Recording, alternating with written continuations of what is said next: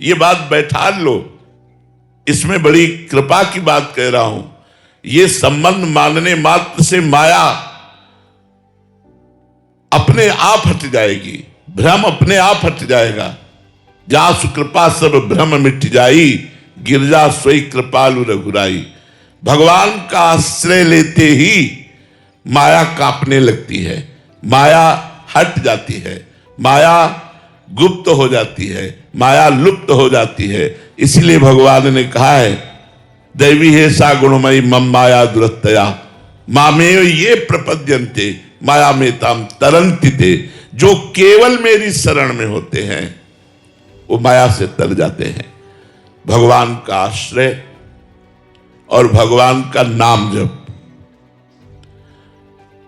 और संतों का संग, अगर ये तीन बातें हमारे जीवन में आ जाएं तो हमारा कल्याण हो जाए, हमारा मंगल हो जाए।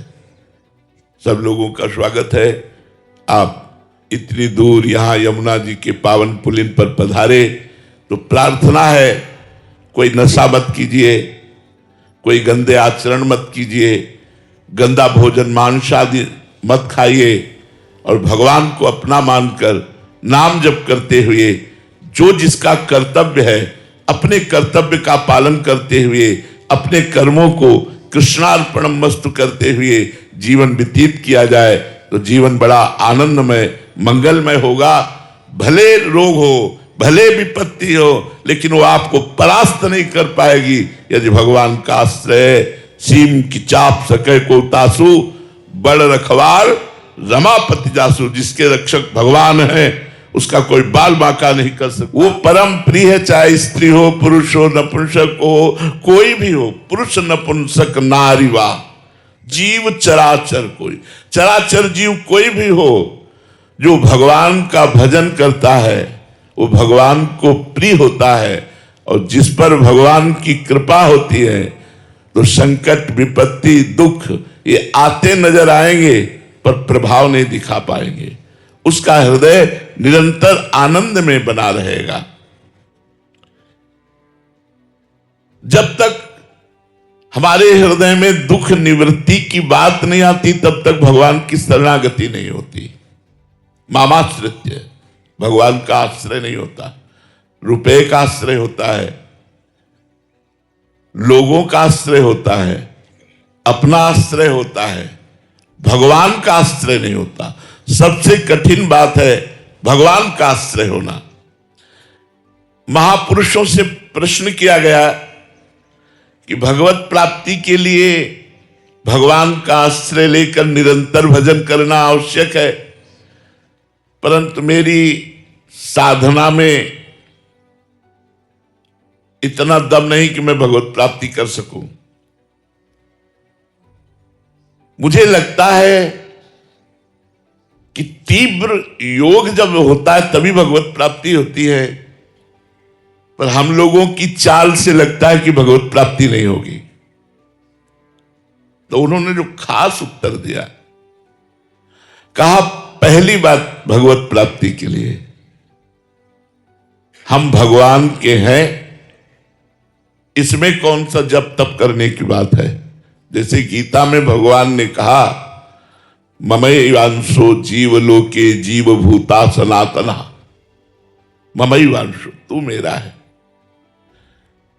भगवान को हम अपना क्यों नहीं मान पा रहे। भगवान हमारे हैं, श्री कृष्ण हमारे हैं, श्री लाडली जी हमारी है। हम क्यों नहीं मान पा रहे? क्योंकि हमारी मान्यता माता पिता पुत्र पत्नी परिवार रिश्तेदार नातेदार इनमें फंस गई। इसीलिए हम अपने भगवान को अपने प्यारे को अपना नहीं मान पा रहे। कहने को है केवल, अपना हृदय से नहीं मान पा रहे। जैसे हृदय से हम मां को मां मानते हैं, पिता को पिता मानते हैं, पुत्र को पुत्र मानते हैं, पत्नी को पत्नी मानते हैं और हृदय से प्यार है। हम उनका स्मरण करते नहीं लेकिन वो कभी भूलते भी नहीं। ये है अपना मानने का फल कि हम पत्नी पुत्र आदि को चिंतन करने नहीं बैठते ऐसे ध्यान, लेकिन कभी भूलते भी नहीं। ऐसे जब हम भगवान को अपना मान लेते हैं तो भगवान का भजन स्वतः होने लगता है। तो सबसे पहली बात है, सबको ये मानना चाहिए भगवान मेरे और मैं भगवान का, प्रियालाल मेरे और मैं प्रियालाल का। बिल्कुल पक्की बात समझ लीजिए, इतना मानना ही केवल आपका परम मंगल होना शुरू कर देगा। परम मंगल, मैं प्रभु का हूं, प्रभु में। एक गोस्वामी तुलसीदास जी ने बड़े अनुभव से कहा है, बिगड़ी जन्म अनेक की अब ही सुधरे आज, होई राम को, मैं भगवान का हूं। ये बात जब हृदय में बैठ जाएगी, मैं भगवान का हूं, तो धीरे धीरे ये ममता हट जाएगी। निर्ममो, ये जो संसार के रिश्ते नाते संबंधों में ममता है, यही हमारी दुर्गति का कारण है।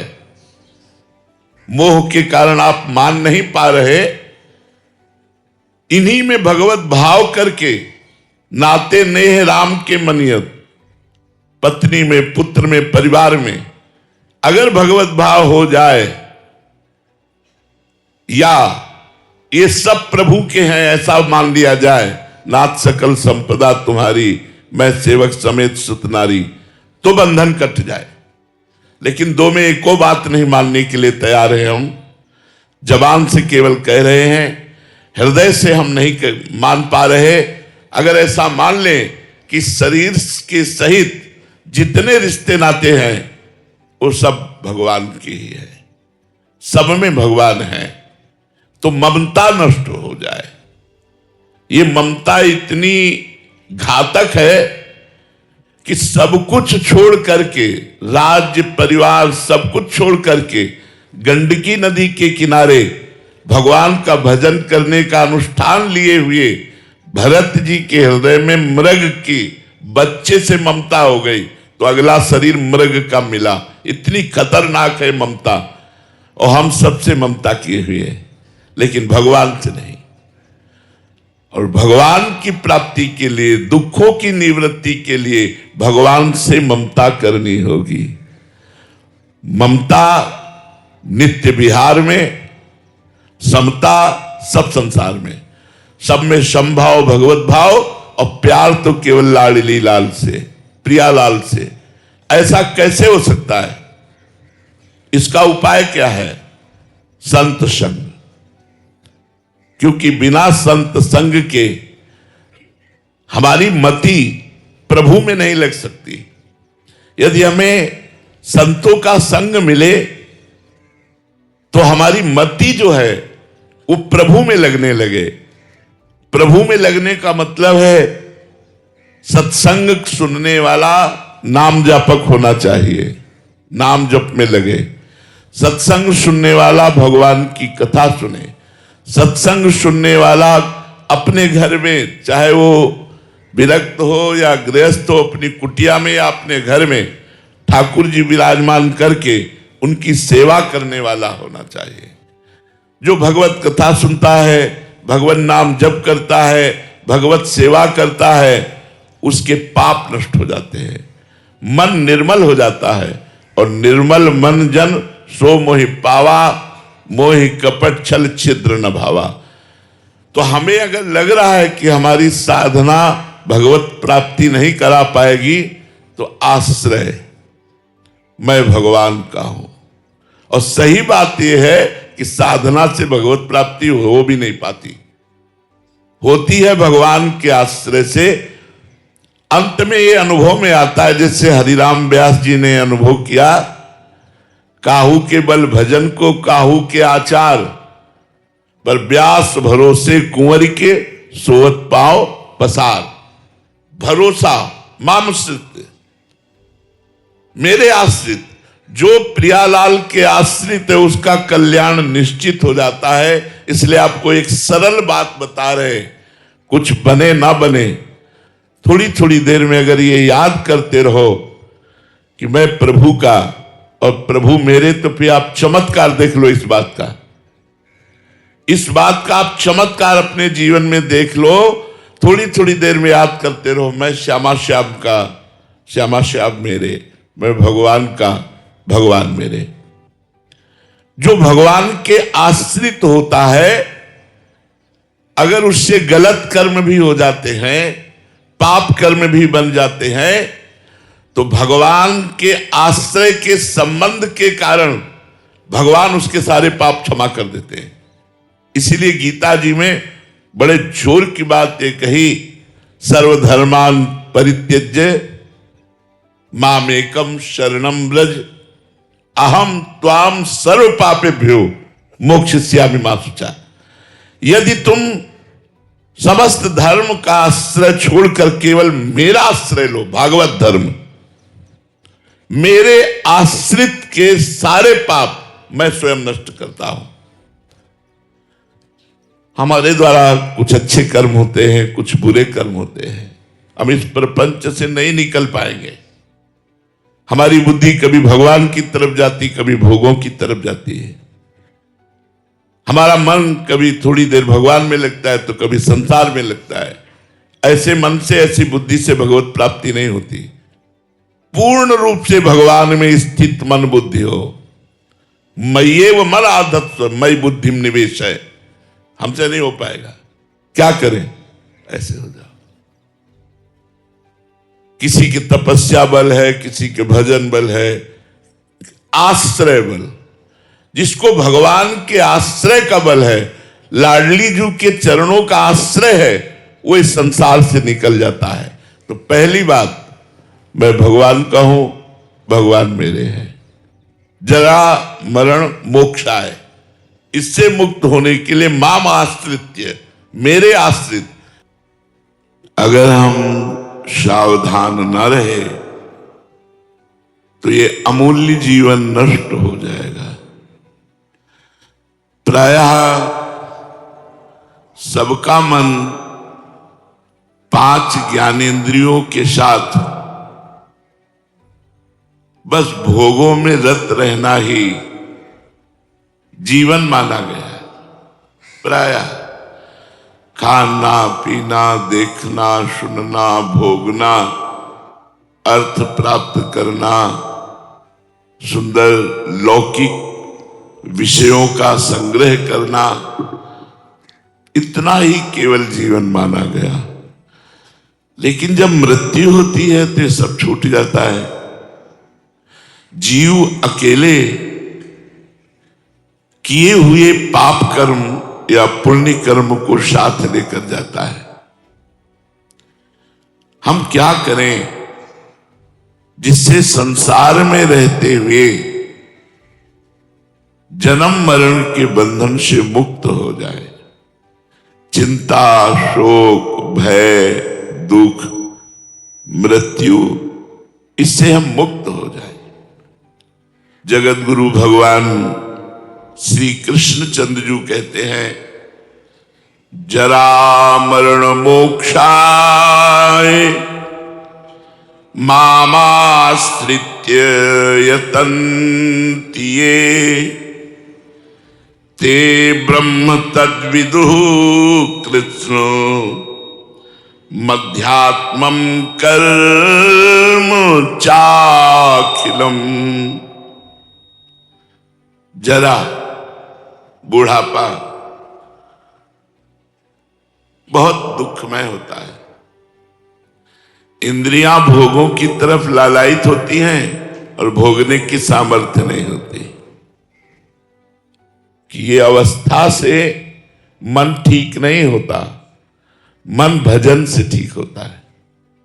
अगर सोचा जाए कि बुढ़ापा आ जाएगा, हम निष्काम हो जाएंगे, हम निर्विकार हो जाएंगे, ऐसा नहीं।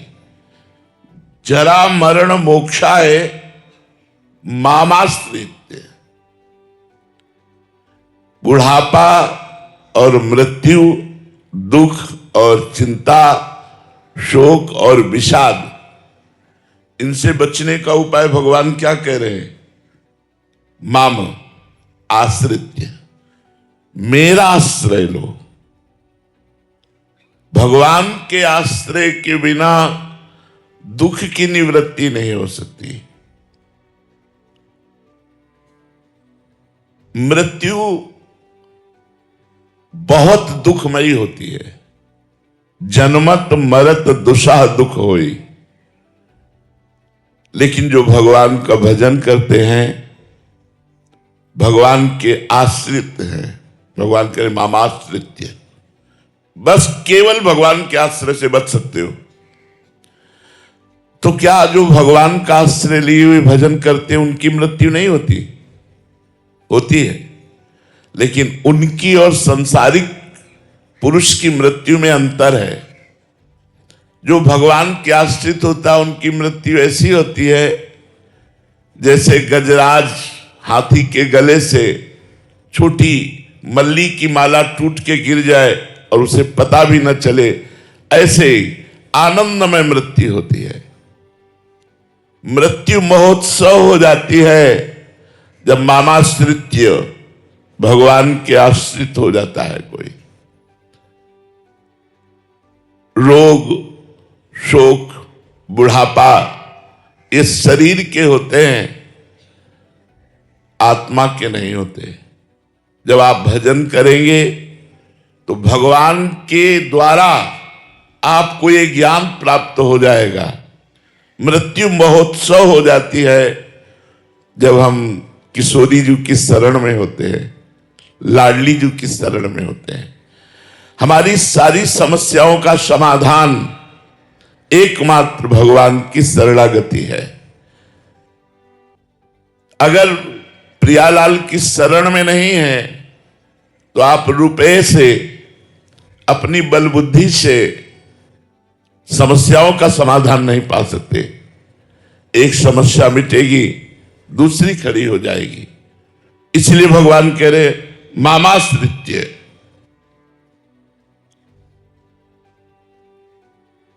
हम कब भजन करेंगे, कब आश्रित होंगे?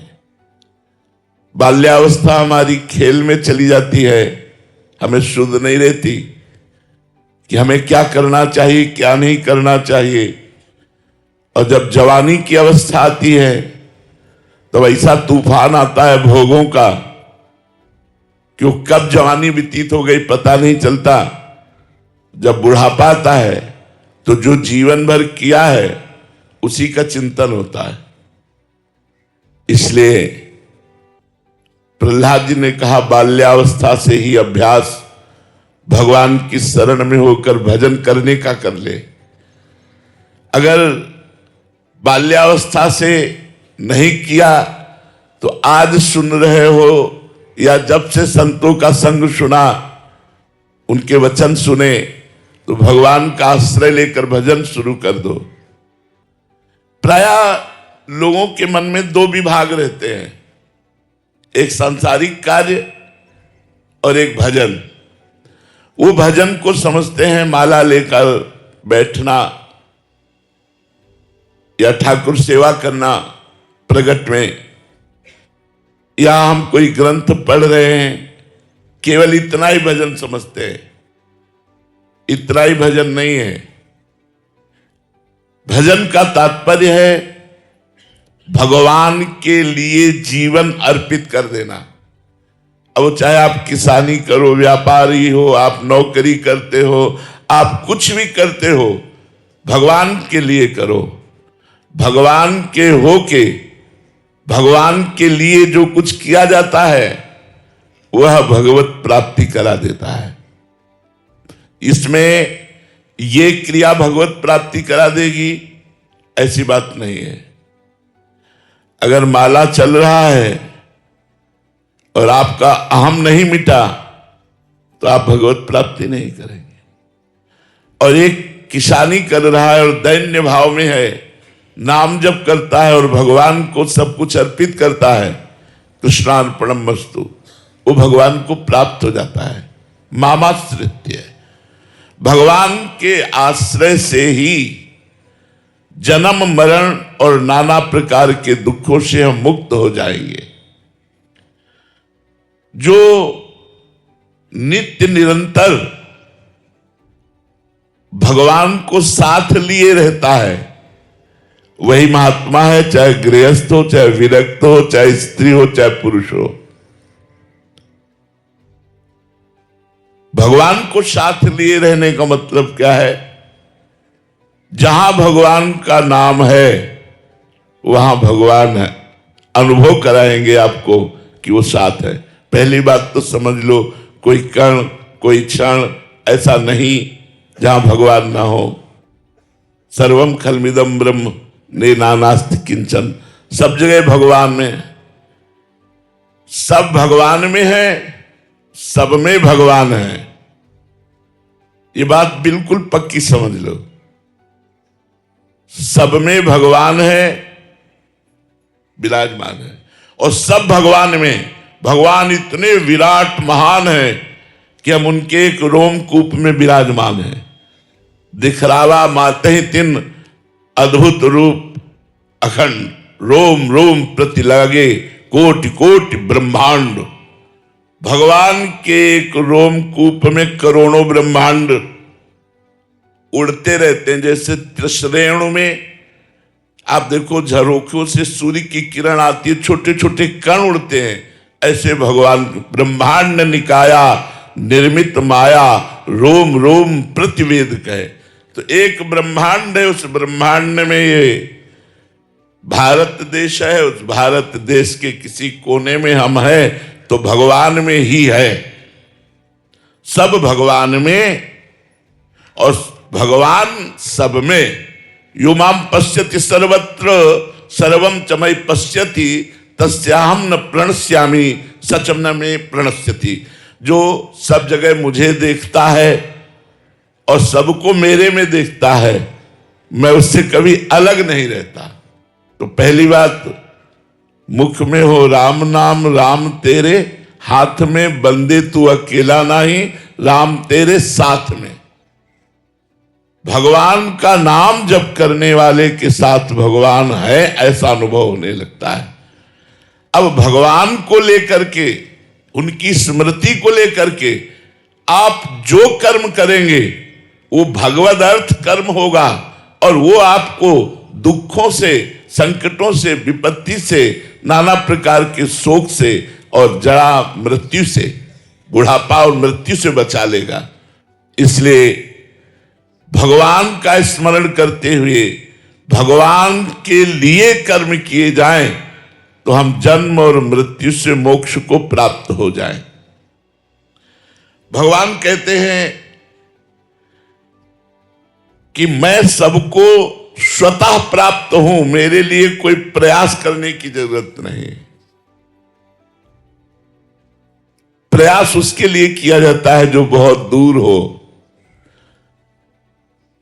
भगवान हमारे हृदय में ही बैठे हुए हैं, स्वतः सिद्ध भगवान हमारे हृदय में है। बस स्मृति की आवश्यकता है।